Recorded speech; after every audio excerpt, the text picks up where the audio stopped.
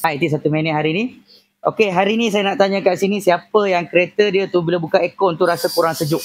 Terutamanya bila kita berhenti. Bila berhenti rasa panas sedikit. Okey, kat sini saya nak beritahu salah satu puncanya kat sini.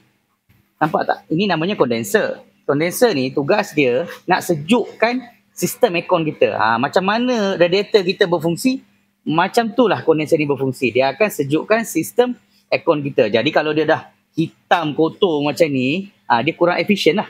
So apa nak kena buat? Kalau nak jimat, kita boleh guna ni untuk cuci dia.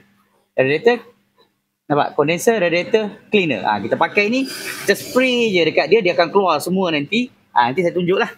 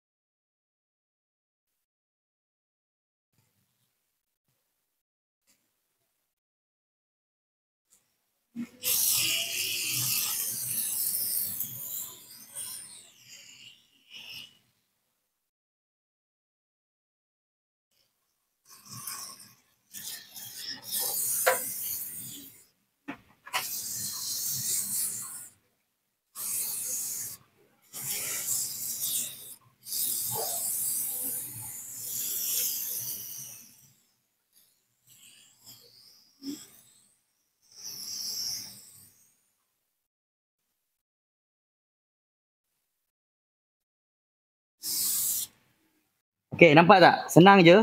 Ambil dia, spray je. Kalau boleh nak cantik, buka lah bumper ni. Buka bumper, kita spray bagi rata. So, nampak tak hasil dia? Macam mana dia keluar? Okey, so nampak tak? Senang je, ambil spray. Spray sehingga dia rata. So, nampak tak dia keluar dah? Okey. Step seterusnya. Ambil water jet ni. Kita bilas dia. So, tengok bila saya bilas kat sini. Okey, tengok. Nampak? Bila saya bilas, sini terus jadi warna putih keluar. Berbanding yang lama warna hitam tadi. So, dia kembali bersih. Jadi, bilas sampai rata.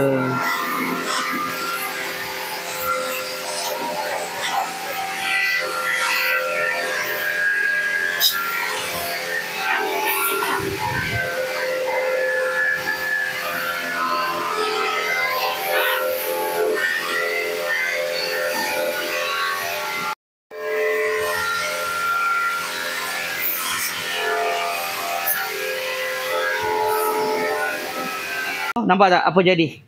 Kita punya kondenser sekarang dah bersih.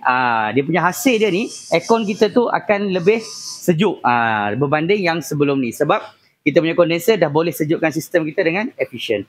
So kalau siapa yang nak beli benda ni, boleh tekan beg kuning tu. So dapat tip hari ni, saya